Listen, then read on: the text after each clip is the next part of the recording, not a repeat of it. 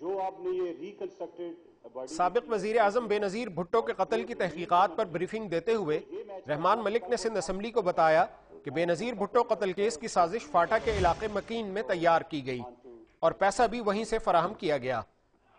خودکش جیکٹ قاری اسماعیل نے فراہم کی۔ خودکش بمباروں میں بلال اور قاری حسین کو نصر اللہ نے راولپنڈی پہنچایا۔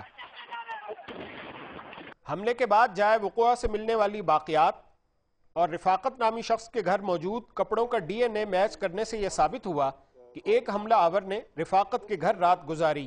یہ سوسائیڈ بامبر جس نے محترمہ کو شہید کیا ہے وہ رفاقت حسنین کے گھر میں ہی رہا، رات اس نے گزاری اور وہ دوسرے کپڑے چینج کر کے جو اپنے جاگرز اور اپنے کپڑے چھوڑ کے گیا تھا وہ اسی کے تھے۔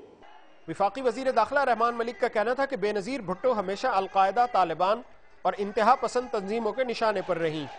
پے در پے ناکامیوں کے بعد محترمہ کو شہید کرنے کے لیے ایک ماہر شوٹر کی خدمات بھی حاصل کی گئیں، مگر رائفل وقت پر نہ پہنچنے کے باعث یہ منصوبہ بھی ناکام ہوا۔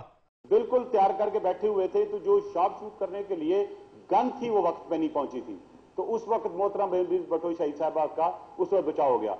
جوائنٹ انویسٹیگیشن ٹیم کے سربراہ خالد قریشی نے بتایا کہ بے نظیر بھٹو کی گاڑی پر پستول سے فائر کرنے والے دہشت گرد نے بعد میں خود کو دھماکے سے اڑا لیا تھا۔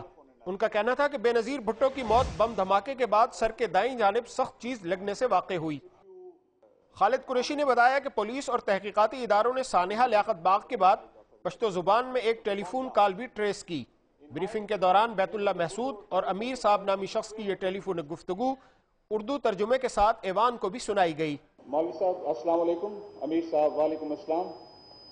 مولوی صاحب امیر صاحب کیا حال ہے؟ امیر صاحب بیت اللہ مسجد ٹھیک ہے۔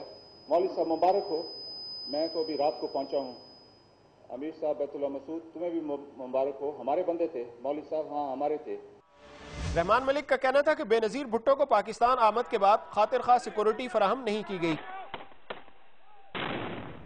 جن لوگوں نے بے نظیر بھٹو کی سیکورٹی میں غیر ذمہ داری دکھائی وہ بھی قتل کے ذمہ دار ہیں۔ کیمرامین علی جان کے ساتھ امین شاہ، ڈان نیوز، کراچی۔